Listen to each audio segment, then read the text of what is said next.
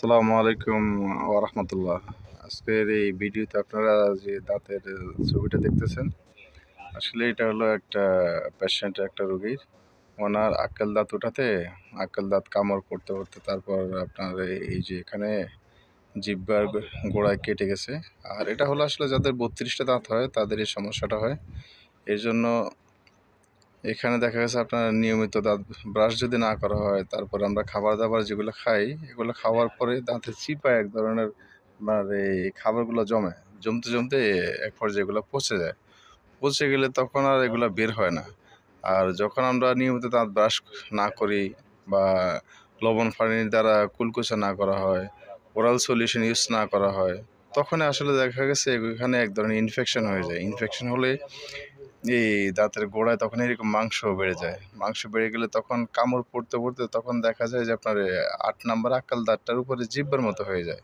হ্যাঁ? এজন্য দ্রুত দাঁতের ডাক্তারের কাছে চিকিৎসা নিবেন, চিকিৎসা পরামর্শ নিবেন এবং নিয়মিত দাঁত ব্রাশ করবেন, ওরাল সলিউশন ইউজ করবেন, ইনশাআল্লাহ ঠিক হয়ে যাবে। আর দাঁতের জন্য আপনারা এই ভালো রাখার জন্য যে ধরনের এই ভিটামিন এ, সি, ডি, কে এই ধরনের ফল, ফ্রুট, শাকসবজি এগুলো খেতে পারেন।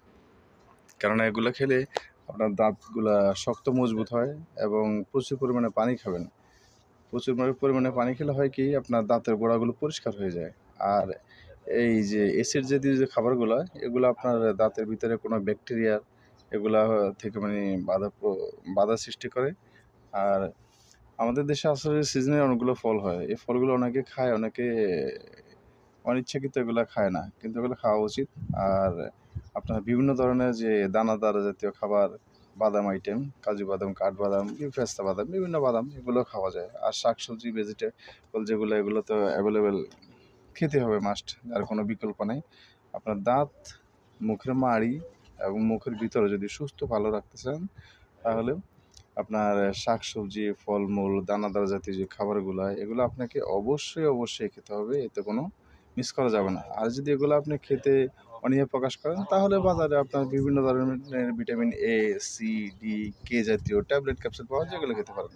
তবে দাঁতের জন্য সবচেয়ে বেস্ট একটা ট্যাবলেট আমি অ্যাডভাইস করি পানি দিয়ে গুলে খাওয়ার জন্য। সেটা হলো ক্যাভিক সি প্লাস।